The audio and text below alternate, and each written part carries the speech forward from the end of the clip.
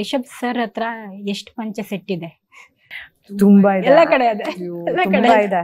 ನಾನು ಈ ಸಲ ಅದೆಷ್ಟು ಪಂಚೆ ಸೋರ್ಸ್ ಮಾಡಿದೀನಿ ಅಂತ ಇಲ್ಲ, ಎಲ್ಲಾ ಕಡೆಯಿಂದ ಎಲ್ಲಾ ತರದ ಕಲರ್ ಗಳನ್ನ ತಂದು ರಾಶಿ ಹಾಕ್ಬಿಟ್ಟಿದೀರಿ ಸಿದ್ದೇಗೌಡ.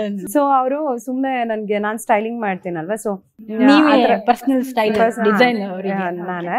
ಸೊ ಆ ಡಿಸೈನರ್ ಔಟ್ಫಿಟ್ಸ್ ಎಲ್ಲ ಏನು ವರ್ಕ್ ಆಗಲ್ಲ, ಏನ್ ಮಾಡಿದ್ರೇನು ಇದ್ ಬೇಡ, ಇದು ಸ್ವಲ್ಪ ಜಾಸ್ತಿ ಆಯ್ತು, ಇದ್ ಬೇಡ, ನನ್ಗೆ ಸಿಂಪಲ್ ಶರ್ಟ್ ಬೇಕು, ನಂಗೆ ಪಂಚೆ ಬೇಕು, ಬರೀ ಪಂಚೆ ಶರ್ಟು ಮತ್ತೆ ಕುರ್ತಾಸ್ ತಂದ್ಕೊಟ್ರೆ ಈಸ್ ದ ಹ್ಯಾಪಿಯೆಸ್ಟ್. ಸೊ ಇವಾಗ ಅದಕ್ಕೆ ನಾನು ನನ್ಗೂ ಈಸಿ ಆಯ್ತು ಅಂತ ಅದನ್ನೇ ಸ್ಟೈಲ್ ಮಾಡ್ತಾ ಇದ್ದೀನಿ. ಕಾಂತಾರ ಪಾರ್ಟ್ 3 ಅಧ್ಯಾಯ 2 ಯಾವಾಗ? ಸಾರಿ, ಅದನ್ನ ರಿಷಬ್ ಅವ್ರಿಗೆ ಕೇಳ್ಬೇಕು. ಸದ್ಯಕ್ಕೆ ಇವಾಗ ಈ ಒಂದ್ ಅಧ್ಯಾಯ ಮುಗಿಸಿ ಒಂದ್ ರೆಸ್ಟ್ ಮಾಡ್ಬಿಡ್ತೀವಿ. ಆಗ್ಲಿ ಮೇಡಮ್, ಒಳ್ಳೇದಾಗ್ಲಿ.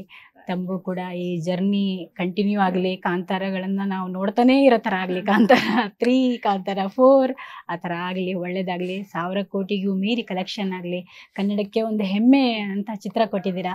ತಮಗೆ ಒಳ್ಳೇದಾಗಲಿ ಮೇಡಮ್, ಧನ್ಯವಾದ. Thank you so much.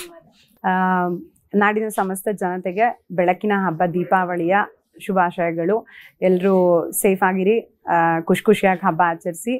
Thank you so much. Okay madam, ಇಷ್ಟೊತ್ತು ನಮ್ಮ ಕಾರ್ಯಕ್ರಮದಲ್ಲಿ ನಮ್ಮ ಜೊತೆಗೆ ಮಾತನಾಡಿದ್ರಿ, ಕಾಂತಾರ ವಿಷಯವಾಗಿ ಸಾಕಷ್ಟು ವಿಶೇಷತೆಗಳನ್ನು ಹಂಚಿಕೊಂಡ್ರಿ. ತಮಗೆ ಧನ್ಯವಾದ. ಸೊ ವೀಕ್ಷಕರೇ, ಇದಾಗಿತ್ತು ಈ ಹೊತ್ತಿನ ವಿಶೇಷ. ನೆನಪಿರ್ಲಿ, ನ್ಯೂಸ್ ಅಂದರೆ ಪಬ್ಲಿಕ್ ಟಿವಿ.